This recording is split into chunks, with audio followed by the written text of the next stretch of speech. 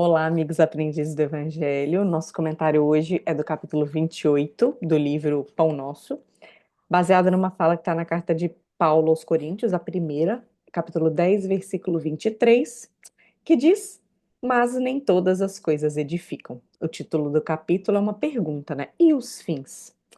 E aí, Apolônia, e os fins? Pois é. E Emmanuel, né, traz aqui uma grande reflexão com essa pergunta, né? Muita reflexão. E são reflexões profundas, né? E é muito comum a gente ouvir, por exemplo, qual é a finalidade da vida? Por que devemos ser bons? Né? E entre outras aí que a gente sempre escuta, né? É, os fins justificam os meios, certo? E é necessário que a gente possa definirmos o nosso caminho, certo? É, do maior para os menores objetivos. O que queremos? Quais são as nossas ações? Qual é o nosso desejo de vida? É claro que com a mudança de idade e a mudança de valores, essas questões vão modificando também, certo? Mas se a gente não tiver pelo menos saber aonde a gente quer chegar, o que a gente necessita, o que a gente deseja, a gente não encontra caminho para chegar, certo? E temos que saber qual é o nosso caminho, o que eu quero, o que eu desejo, e Paulo traz isso como um alerta, né? Visto que nem tudo deixa eu só, visto que nem tudo me leva a estragar um dia de trabalho. Então, ele diz assim: tudo me é lícito, mas nem tudo me convém. Então, eu quero determinada coisa. Para eu atingir essa determinada coisa, eu tenho que passar por cima da Lívia. Eu posso passar por cima da Lívia? Posso. Eu posso atropelar a Lívia, de alguma forma. Mas é lícito que eu faça isto, né? Quais serão as consequências disso? Então, ele faz esse alerta para que a gente. Então, o que é que me convém eu fazer? Certo? Ele diz, então, não é dividir o que é material. Ele não está falando só das questões materiais, né? Mas das questões espirituais, certo? Então, são os valores espirituais que a gente tem que levar em conta acima dos valores materiais. No Livro dos Espíritos, eles nos orientam que não basta não fazer o mal. Porque muitas vezes a gente fala assim: ah, eu não sou mal, eu não faço mal para ninguém. Tudo bem, mas e o que você faz de bem para os outros? Né? Então, é, Então, não adianta só eu não fazer o mal. Eu preciso não fazer o mal, mas ter a ação de fazer bem aos outros. Por quê? Nós seremos cobrados pelo mal que a gente fez e pelo bem que a gente não fez, né? Então, eu tive a oportunidade de fazer o bem. Ah, mas eu não vou fazer. Ah, por quê? Porque eu não quero. Então, eu perdi uma chance, uma oportunidade de uma tarefa. Perdi a oportunidade de um bom trabalho. E é isso que Paulo vem nos alertar, né? Ah, deixa eu só me achar aqui, que eu me perdi. Tá. É, então, quando eu deixo de fazer o bem, veja só que interessante isso. E eu fiquei pensando muito nessa questão, né? Vamos lá. Eu deixo de fazer o bem numa circunstância. E, ao invés desta circunstância acabar bem, acabou mal, certo? E eu poderia ter impedido este mal, e eu não impedi. Então, eu vou responder por esse mal que se alastrou, com certeza, certo? E pelo bem que nós não fizemos, né? Em qualquer cenário que eu viva. E principalmente não, os recursos para fazer o bem, a gente sempre tem. Porque este bem não é só um bem material. Pode ser uma conversa, uma palavra, pode ser um sorriso, pode ser um bom dia, pode ser um monte de coisa, né? E aí, falando nisso aqui, eu me lembrei, por exemplo, que o Bezerra de Menezes, um certo dia, eu vou contar a história assim por cima, porque eu não me lembro os detalhes. Ele estava saindo já tarde da noite do trabalho e estava indo para casa e ele encontrou um cidadão, né, uma pessoa que veio chorando, estava chorando muito e ele precisava de ajuda. Ele precisava de levar comida para casa, alguma coisa assim que ele precisava para os filhinhos que estavam chorando de fome e tal, tal. E o Bezerra não tinha nada para ofertar. Nada, não tinha nada que ele pudesse fazer. Não tinha um centavo, não tinha nada. E aí o Bezerra se ficou, né, e falou: Meu Deus, e agora eu faço o quê? Como ele não tinha nada para ofertar, ele abraçou esse senhor. Ele foi e abraçou profundamente esse senhor. E aí o senhor foi embora e ele foi embora para casa e tal. E o Bezerra ficou se cobrando, né, da atitude dele. Ai, deixa eu tirar esse intrometido. Ele ficou se cobrando da atitude dele, né? Porque ele falou: Poxa vida, eu poderia ter feito alguma coisa, poderia. E ele realmente não tinha. E aí, no dia seguinte, ele encontra esse cidadão, né? De volta, ele encontra. E o cara fala que foi o abraço mais gostoso que ele recebeu em toda a sua vida. E que, a partir daquele abraço, ele encontrou recursos para fazer o que necessitava. Então, veja, às vezes a gente fala, poxa, mas eu vou fazer o quê? Né? O que, que eu posso fazer? E aí, esse é um exemplo simples, né, do que o Bezerra fez. E aí, assim, para trabalhar no bem e não ficar na inutilidade, então, os menos recursos não pode ficar parado e só reclamando, revoltado e etc. Então, por exemplo, a gente tem poucos recursos, que nem Bezerra aí nessa história, né? Tinha poucos recursos. Mas nem por isso ele deixou de fazer o que precisava. Ele usou os recursos que ele tinha. E, com certeza, a pessoa recebeu este abraço de forma muito intensa, né? Então, ele diz: não adianta a gente ficar parado, não adianta a gente ficar revoltado e falar, poxa, também eu não tenho nada para dar, não, mas também eu não posso fazer nada e ficar revoltado por isso. Eu simplesmente tenho que tomar uma atitude, uma boa ação. E é isto que ele pede, né? Para que a gente não perca também essa oportunidade, né?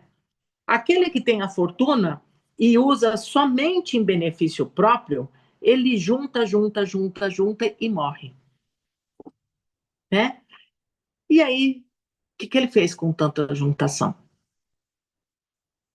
né? O que valeu? E isto, gente, é mais comum do que a gente imagina, né? Porque aquela moça que matou os pais, ela perdeu, né, o direito à herança, a Ristoff, né? Ela perdeu o direito de ficar com a herança dos pais. E ela tinha um irmão, que na época ele tinha 16 anos, quando ela matou os pais. E esse irmão, hoje, ele que ficou com toda a herança do casal, e que são muitas heranças. É muitas.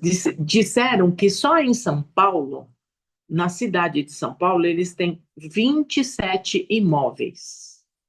Entre eles, uma mansão que está no Morumbi, que hoje está invadida por 11 famílias que moram dentro deste mansão e que invadiram o espaço lá e estão lá. E dessas propriedades, dessas 27, 11 estão invadidas.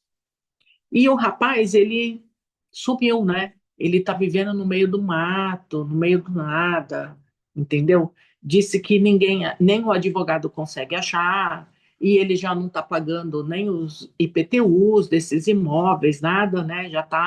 É, já estão devendo esses impostos, né?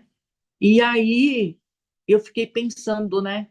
Poxa, os pais trabalharam tanto, fizeram tanto, e o que adiantou?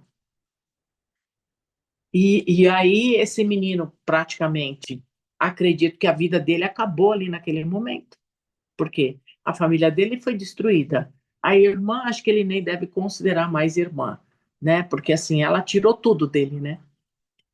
E aí, assim, que adiantou, né? Não adiantou nada. E é isto. Então, isto também é um clássico exemplo vivo do que é esse junta, junta, junta, né?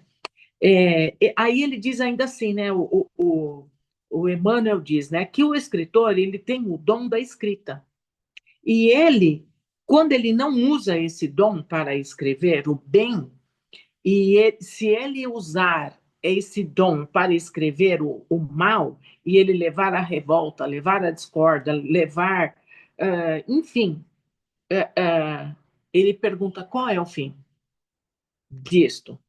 E aí, assim, ele diz que a gente tem que tomar cuidado com o combustível, né?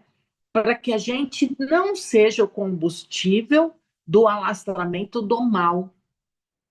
Isto, por exemplo, vamos colocar uma coisa bem corriqueira: a fofoca. Então, a pessoa vem lá e fala uma fofoca lá, vem lá e fala do fulano. E aí a gente, né, instiga a pessoa, a gente fica falando, falando, falando, porque a gente quer saber mais, né? Então, isto com certeza é você usar a palavra de um lado ruim, negativo. É, eu tenho o dom, por exemplo, um médico, né, que tem o dom de ser médico. Se ele usar este dom para só ganhar dinheiro, não tem como pagar, não vou atender, vamos lembrar a história de André Luiz, né? E assim como outros, as pessoas que têm o dom da palavra, que pode ter boas palavras, mas que usa para maldade. Enfim, gente, tem vários dons, né, que a gente pode ter. As pessoas que têm o dom de trabalhos manuais, enfim, são tantos, né? E ele diz que então é necessário que a gente preste atenção nas nossas atitudes da vida, para não perder a oportunidade de trabalharmos para o Cristo. E é isto. E como a prática do nosso aprendizado é aqui enquanto a gente está encarnado, a gente tem que aproveitar essas oportunidades. É isso, Lívia, que você pode completar.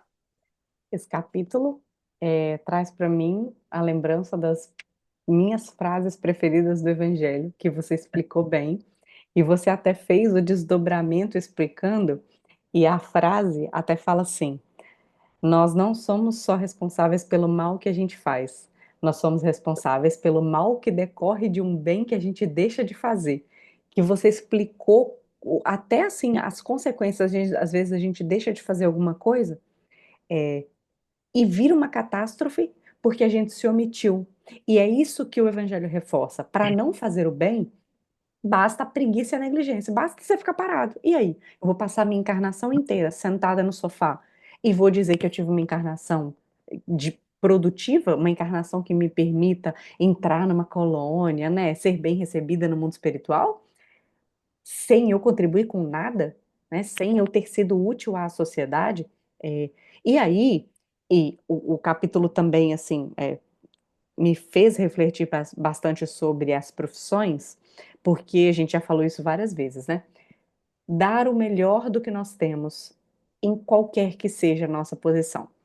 Alguns trabalhos são mais diretamente ligados ao público, às vezes dão mais, é um exemplo mais fácil, igual esse da literatura, né?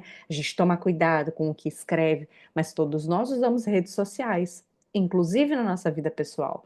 Tenhamos cuidado com o que a gente propaga. Porque nós podemos não ser escritores formais assim, igual o capítulo dá o exemplo, mas nós no nosso dia a dia escrevemos bilhetinhos, escrevemos mensagens nos grupos de WhatsApp, escrevemos publicações em Instagram e Facebook. Portanto, nós podemos sim, da mesma forma que um escritor formal, um escritor profissional, espalhar o bem ou contribuir com o mal, porque a gente pode pensar assim, não, mas eu não estou diretamente escrevendo o mal, mas a depender de como nós nos posicionamos, nós podemos sim dar brecha para que o Uma, mal se instaure, por nós deixarmos de fazer o bem. E algumas pessoas pensam assim, ah, mas eu não estou ainda numa profissão que me permita fazer o bem, parece que o que eu faço não tem propósito e tudo mais. Fazendo com amor, estamos no caminho de contribuir com o trabalho do Cristo. Se o trabalho, se tiver um horáriozinho, que geralmente é uma questão de prioridade, de fazer um trabalho voluntário, esse aí a gente pode escolher à vontade, não tem chefe coordenando, não tem questão de conseguir ou não conseguir vaga. Sempre tem vaga para trabalho voluntário que a gente consiga se dedicar. E não fiquemos esperando a profissão dos sonhos, tipo assim, não, um dia eu vou ser médico e aí eu vou ter lá os meus horários de atender de forma pública, blá, blá. Porque aí a gente fica mirando em algo que às vezes está distante. Onde estivermos hoje, que possamos dar frutos do bem, do amor, da caridade, porque aí nós estaremos de verdade com a finalidade do bem, seja qual for o nosso exercício profissional, seja qual for a nossa prática no dia a dia, que nós não sejamos omissos. Eu acho que esse é o chamado do capítulo. Pensa na finalidade do que está fazendo e não seja omisso, de negligenciar mesmo as atitudes, principalmente quando a gente às vezes escorre, né, o veneno é que a gente quer fazer o mal de verdade, aí é o pior caso. E tem o menos pior, mas que também é ruim, que é quando a gente simplesmente tem preguiça de fazer o bem. pois é. Que tenhamos cuidado com as nossas escolhas, inclusive profissionais e pessoais. É isso que o Sim, capítulo me trouxe. é, é isso mesmo, e fica aí o alerta, né? A gente convida vocês a lerem o capítulo porque é bastante interessante. Muito bom, Muito sempre bom. bom. Emmanuel É, sempre tocando os nossos corações e vamos aproveitar essa energia de paz, essa motivação que o Evangelho nos proporciona, motivação de sermos melhores, motivação de fazermos o bem, para que possamos mentalizar o amor se expandindo, envolvendo o nosso organismo físico, envolvendo todo o nosso lar, o ambiente em que nos encontramos, os queridos que convivem conosco na nossa casa, mentalizando o nosso ambiente doméstico todo iluminado e saturado de energias positivas, que os nossos vizinhos possam também sentir esse carinho, envolvendo os lares em desajuste, os lares onde as doenças, a violência ainda impera, mentalizando todo o nosso bairro, toda a nossa cidade, expandindo para todo o nosso querido Brasil, pensando especialmente nos governantes, nos níveis federal, estadual, municipal, nos poderes executivo, legislativo, judiciário,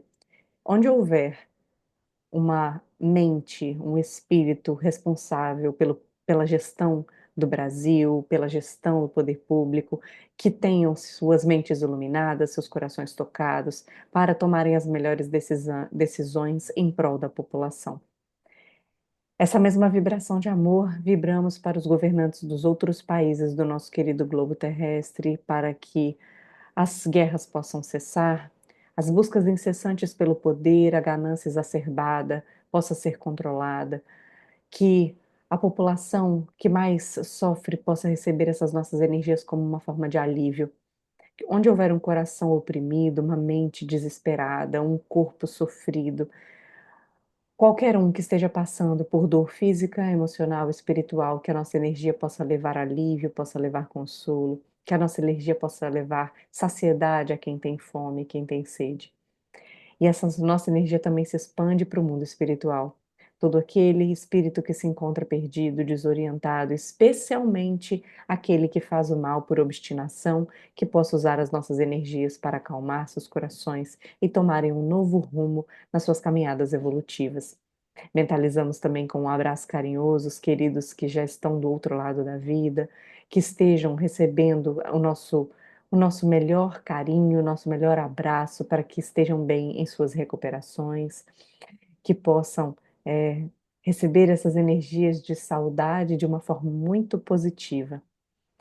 Que nossas vibrações, retomando aqui para a carne, possam chegar a todos aqueles que fazem o seu trabalho no bem, que recebam essa energia como uma forma de motivação para continuarem sendo obstinados no bem, que não sejam omissos e que isso sirva também para nós. Que nós possamos a cada dia ser melhor no que fazemos, que possamos a cada dia melhorar 1% que seja, que possamos a cada dia nos manter em conexão com o alto para sermos instrumentos da paz do Cristo onde estivermos. Pedimos assim autorização a Deus, a Jesus, a espiritualidade amiga que nos acompanha e encerramos assim esse estudo da noite de hoje, dando graças a Deus. Que assim Isso, seja. graças. Um abraço a todos e à próxima semana. Até a próxima.